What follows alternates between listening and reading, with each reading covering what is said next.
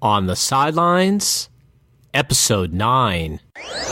When the game ends and those Friday night lights dim, that's the cue to turn our attention onto the very players, coaches, and community that makes football in Union County great. Join Tim Winters as he covers the game from every angle, here on the Sidelines.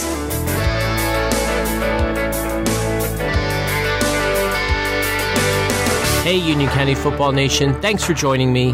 This is Tim Winters on the Sidelines with Tripp Roakes.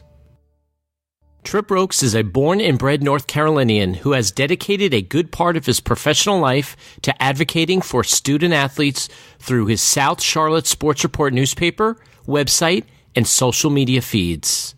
In 10 short years, Roakes and his many sports businesses have made him a household name in South Charlotte.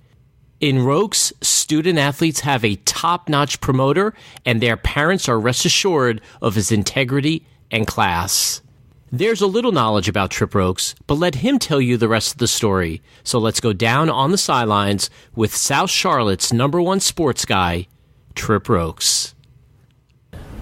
Tripp Roakes, welcome to On the Sidelines. Thanks, Tim, for having me. I've been listening to your podcast, and I'm excited that you chose to talk to me for a few minutes. Well, Tripp, you've been around this area for a long while, and you're synonymous with Charlotte sports and specifically South Charlotte sports from your South Charlotte Sports Report. Can you give us, the audience, a little bit of an understanding of your background and how you got into it and your love of sports that really drew that passion out? Sure. I am a East Carolina University graduate, and as soon as I graduated from East Carolina, I went to work in the athletic department there. And after a few years, I had an opportunity to move to NASCAR in a marketing position, and that was right at the time before NASCAR really had its big national boom. So I kind of jumped in there and took a 17-year ride, and by that point, at the end, I knew it was time to get off the road. I was traveling 30 to 35 weekends a year. My wife and I had just had our son Tyler, and I was just determined that I was not going to miss his athletic events, and that was the reason for finding something new to start. It ended up being the South Charlotte Sports Report, and here we are 10 years later. Started as a newspaper, and now it's turned into a newspaper, a marketing company, an events company, a photography company, and all the camps and things that we do. So it's been quite a ride the last 10 years. Yeah, you pretty much do it all. You cover all the sports, and I would say that, a lot of people talk the talk, but you really walk it in terms of being a huge advocate for the student athlete, and that's really what I think about when I think South Charlotte Sports Report. You do a great job covering the events, but I don't think anybody does a better job covering the student athlete. Talk about that importance of really stressing the academics behind the athletic ability of a student in this particular market. Well, thank you for noticing that. The student-athlete concept's been #1 with the South Charlotte Sports Report, really from issue 1. It's been our main focus. I'm just not a big believer in rewarding or writing or sharing the stories of kids that don't get the job done in the class. If you can't get out there and make good grades, what are you going to be when you get done? How's your performance going to be after high school, after college? So we always try to focus on kids that get the job done in the classroom, get the job done on the field, and have really good, strong character. And that's something I've always tried to promote. I'm very big on talking to kids about making the right choices and not putting yourself in a position that you can't recover from down the road. Just many times one bad decision can, A, take your life, or B, ruin your life, or C, put you in a position that takes years or even a decade to overcome simply because of one bad decision that was made. So that's something I've always tried to push across throughout all of the media platforms that we have. Make good decisions, make good grades, have high character. What about the student athlete today? I would think, comparing it to when I was growing up, that it's got to be, there has to be more distractions for a student athlete today, maybe more difficult to achieve what they want to achieve with social media and everything else. Just any perspective on that? I know this, from my own self and probably everyone that's listening, this cell phone here in my hand can be quite a distraction. And, I've seen it with my own kids, I've seen it with other kids. So social media can get in the way, but social media can also be a sales tool and be the best advertisement for yourself. You just have to be smart with what you do online because, as you know, you can't erase it. Once it's there, it's there. So there's lots of distractions. However, it seems to me that in 10 years, what I've discovered is the busier that a kid is in sports, there seems to be some kind of correlation to the better the grades are. I talk to certain sports that we all know that are just heavy training. Gymnastics, for example. Gymnasts are in that gym 4 or 5 hours, 7 days a week, and amazingly, they have some of the best grades of anybody I talk to. And there seems to be a real strong correlation to keeping yourself active, learning time management skills, learning how to stay organized, and then the good grades follow. You have spoken to probably thousands of student athletes over the years. What would you say is the common thread, the common DNA for the successful student athlete?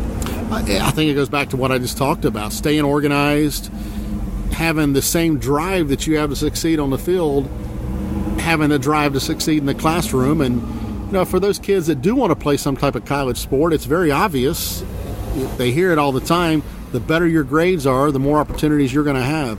You can take an athlete that may not be able to play Division I in anything, but they're somewhere in Division II or Division III that if you got the academics, those schools can find money for you on the academic side and make a very attractive package to where all of a sudden you can go play baseball at a Division II school that provides a unique opportunity and a fantastic education. Well, let's talk about that platform of academics and in athletics to open up the door to a college education in terms of recruiting. What's your general assessment of the recruiting and how it's changed over the years and where we are today? Better or worse? I think let's call them the non-revenue sports. Let's get away from basketball and football. The other sports, there seems to be a much more stronger focus on academics and creating more opportunities by having good grades and having good character and being able to be a recruitable person that coach is not going to have to worry about when you get on campus. They don't want to worry about whether you're going to make bad decisions, whether you're going to stay eligible. Now, football and basketball, for the most part, it seems to be the focus, get your scores, get your minimum. We got a place for you to play at this big Division I school. And I hate to see that. I wish the minimums were much higher. I wish the minimums to play high school sports were higher. I don't think that a 2.0 is a high enough minimum to be able to play something that, to me, the opportunity to play sports is a privilege. It's not something you're owed, and I will never win this battle, I'm sure, but I'd like to see more than a 2.0 to be eligible to play high school sports or to be eligible to get an NCAA scholarship or the absolute drop-dead minimum SAT score. Let's talk about maximum SAT scores, not minimum SAT scores. Can you talk about maybe one or two athletes that have really just grabbed your attention over the years that you think, wow, just an outstanding story? It's funny you asked that. I had a kid when he was in 4th grade. I was fortunate enough to meet his family.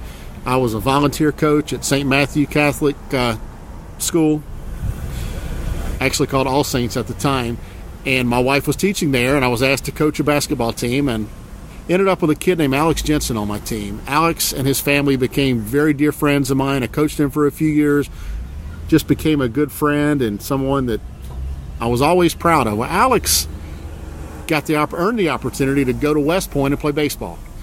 Alex broke the career record for most games played at West Point just a few weeks ago, and this past weekend he graduated from West Point, got his second lieutenant bars, and now he has his assignment. And to me, Alex is just the one kid that I am most proud of than anybody for what they've accomplished here in South Charlotte. He's a Charlotte Catholic graduate, and that story always sticks out to me. Ironically, he was the very first Student Athlete of the Week in the South Charlotte Sports Report way back when we started in 2006. So Alex is someone that really sticks out. There's so many others. I would hate to even draw one, but I really enjoy, now that the newspaper is 10 years old, to hear stories of kids that are now 24, 25, 26 years old, 27 years old that were in my newspaper that are now doing great things in the business world. Or, I've got people that are playing minor league sports and, kids like Alex Wood that are playing for the Atlanta Braves and some of the football players around here. So it's neat to have known that, hey, I knew that guy back then. This kid was in my paper. Alex Wood was on the cover of my newspaper. He's the number 2 pitcher for the Atlanta Braves now. So those things are neat to have been one of the first ones to talk about those kids. Awesome. Now, let's talk about, obviously there's always two parties to the success of the academics for a student athlete and athletics too, and that's the parents or support group, family, guardians, whomever. talk about the parents' role in the upbringing of a student athlete, and specifically, I think we've both been outspoken sometimes on social media in terms of what we see at these sporting events. Sometimes the parents may be too involved with the coaches, the coaching staff, and then too involved, just being too loud at these games and things that are being said. What's your feeling on the role of a parent or guardian? There are all types of parents in youth sports, and that happens at all ages. Before I say about anything, I know that age 6, 7, and 8, when my son was playing, my perspective was way off, just like probably every other 6, 7, and 8-year-old parent. I didn't get it. I didn't understand it. I thought it was all about winning. After a couple different incidences in life and in sports, I've completely changed to the point of I'm into it for the development and the growth of my own child, and like to see people grow through sports. And I find myself watching my own child play and show very little emotion at times just to keep an even keel. But I think I hear people often talk about the peaks and valley of a youth sports career. From the time he or she starts playing until the time they finish, it's just a roller coaster, and it can be. So I think somewhere the parents have got to find a way to ride that roller coaster and not do anything to, number one, embarrass your child or embarrass yourself. I go to events all the time just like you do, and there's always the one person that's acting like an idiot, that's just screaming to the point of you hope that they don't pass out from screaming so much, or they're yelling at their child for missing a free throw at the end and things like that. That's the last thing your kid needs to hear, and it's the last thing you need to be doing. You're there to support that child. And think back to when you were a kid. You wouldn't have enjoyed that. Your kid's trying their best. If it works, it works. If they fail, they fail. Almost every sport is really a game of failure. You're going to fail more often than you succeed. So learning how to get past the failures will help you to find more success. But the last thing that these kids need is to have their parents telling them what they did wrong. They know what they did wrong. These kids, all they want is to please their parents and please their coaches. And I think it's so important to stop and tell your child, great job. I love watching you play. I love you. Those are the words that I try to do with my own child now more than ever, because I was that dad at 6, 7, and 8, and it's crazy. And I hate it when I see it happening now, and I hate it when I'm in a high school game and I see dads doing it. You just think their kid's probably been hearing this for 10 or 12 years, more or longer, and somewhere that's left some bad marks on the child. It's not helping them the way that you may think that you're helping them. And take your time, tell your kid you love them, enjoy these moments, because they can go away in a heartbeat. It seems like over the last week or two, we've read all these younger children losing their lives here locally, and you think, oh my God, what if that's my child? And what if I'm yelling at him as he missed a ground ball? He's driving home after the game, he's lost, he feels terrible, something crazy happens, he loses his life. Is the last thing that you want is for that time that you yelled at your child to be the last communication you had with your kid? It's not worth it. Tell your kids you love them. Give them every piece of support you can, and whether they end up being a doctor, a lawyer, or a businessman, or they get a college scholarship, be proud of them. They're doing the best they can do. Awesome advice. And we're just going to make the transition over to high school football. We've known each other for a few years and actually have had the opportunity to work together on the Charlotte Preps football panel show. Let's talk about the state of high school football in the Charlotte market. You've seen the days, you've been around the days of the big games and big turnouts at local stadiums all across the area. So what's your feelings on the state of football here in the Charlotte market? High school football. I think the quality of the football is very high right now. It's neat to see some of these programs that you wouldn't think of as traditional powers beginning to build stronger programs. RGKL, Providence, teams like that stepping up. I think when you combine that with the incredible success that Charlotte Christian has had, the year after year after year success of Charlotte Catholic. You go over and look at Butler and some of those schools over there that are always strong. There's a lot of great football teams, a lot of great talent. And just to look at all the kids that are signing Division I scholarships out of our area, a lot of new coaches. It's very healthy, I think, for that. And I believe part of the reason is the increased focus on training and getting bigger, getting stronger, getting faster, and then the quality of coaching that's coming in. I'm really excited to see some of the things that are happening out in Union County with Sun Valley and Weddington and Marvin Ridge and Cuthbertson and the way that they're going to play. But, man, we've got national recruits all over South Charlotte, and that's neat to see. Well, what do you think in terms of Friday night? Is it the cause of maybe too many distractions now for Friday night where the attendance at a lot of these games are just not at the levels that they were maybe 10, 15 years ago? It's odd, and I won't even go back 10 or 15 years ago. I'll go back 4 or 5 years. You can go to some of these rival games, and 5 years ago it was sold out. You had people standing on top of hills, and you go now and it's the stands are three-quarter full at some of the big rival games, and I wonder what in the world is going on. So I'm sure technology plays a role in this. I like it or not, and it may not sound like it, but when a high school kid has the choice of spending $6 or $7 on a football game or something else, you're gonna lose kids. Maybe not as much to football as the other sports, but I saw something the other day on Twitter about lower cost for students getting into games, or in my feeling, students should get in for free. But you got to make it accessible to the students. The students are what make Friday night special. And when you're playing games that are 25, 30 minutes away, you're not going to get those kind of kids. So I would like to see all the schedules stay more local. I'd like to see, I know there's another conference realignment coming up, I guess, here in a year or two. And I know the disaster that was done, especially in the Charlotte high schools, for some of the ways they created their conferences. I hope that they go back and fix those things. You could have an amazing conference right here in South Charlotte. And, you and I are sitting out here in the Ballantyne area right now. You could have a conference with 7 or 8 teams within, 8 or 10 miles. That would be wonderful, that there wouldn't be any 56-0 type games. Mm-hmm. You could sell more tickets. And I hope more thought is put into conference realignment, and more thought begins to be put into the scheduling of the non-conference games. Like it or not, when you're going to schedule a non-conference game with somebody in North Charlotte, your people aren't going to drive up there, and their people aren't going to drive down here. So be smarter and stay at home and play. Tripp, you mentioned it at the onset of the interview. You started out with the South Charlotte Sports Report and the newspaper supporting that effort, and now you've really branched out into so many different avenues, even coming out with your sports camps and everything. Talk about the number of businesses that you have, and go about promoting some of those and letting people know how they can go about reaching you and that camp information. I am absolutely all over the place, but the one common denominator is youth sports and creating opportunities. As I mentioned, 10 years ago when I started this was nothing more than a newspaper. And I learned really quick that we're in an age and time where, you better have some other revenue streams. And I first began by adding camps, and I try to do most of those with partners in the area that are just great coaches. For instance, I have a volleyball camp with Zoe Bell and Karen Bradbury. Those are the 2 best coaches around.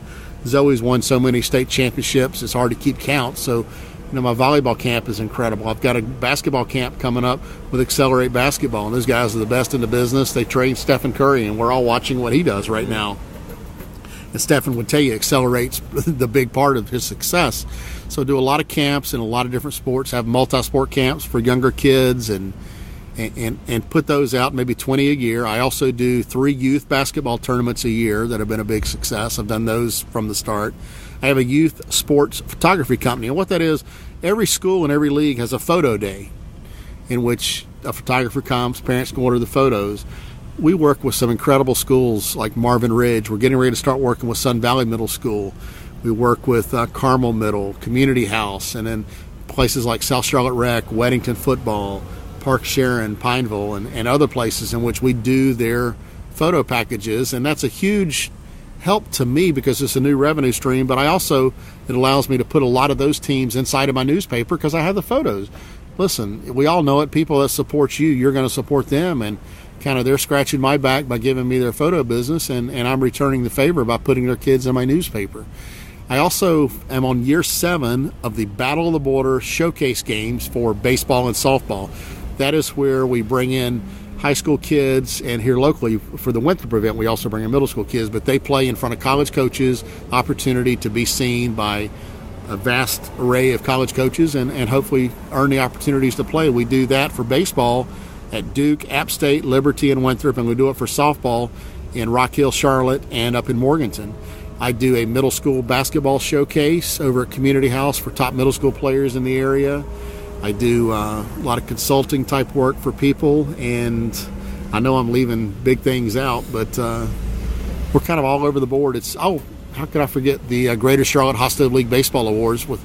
I'm on, I think, year 8 now for that, and that's an event that we honor the best baseball and softball players in the area, and that's sold out every year. That's a huge event. That's an 800-person sellout event that has gotten to the point now I can't sell any more tickets to it. It's always sells out and gives me a chance to get to know these kids and honor the kids that are taking care of the business in the classroom and on the field. And we do the same thing for Charlotte High School football. A partner of mine, Mike Stricker, and I do that.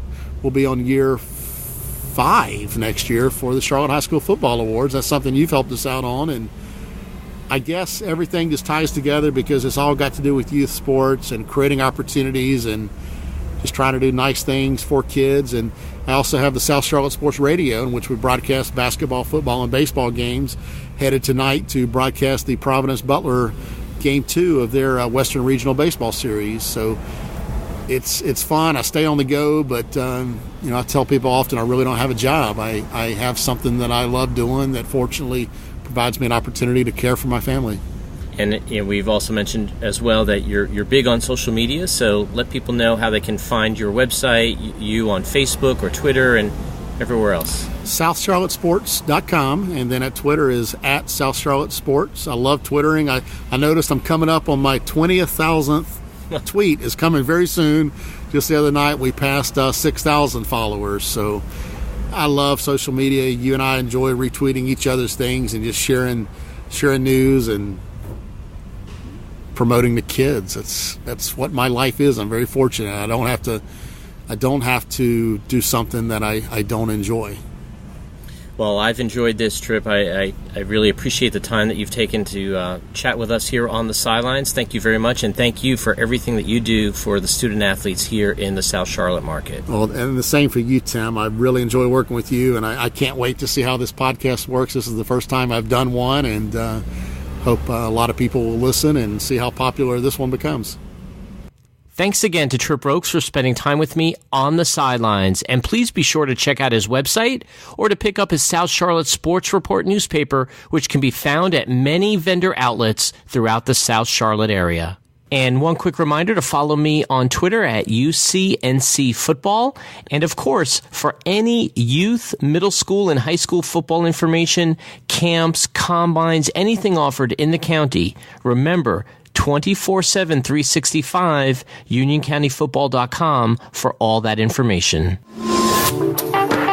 Thanks for listening to On the Sidelines, the official podcast of UnionCountyFootball.com, the #1 online source for football information in Union County, North Carolina.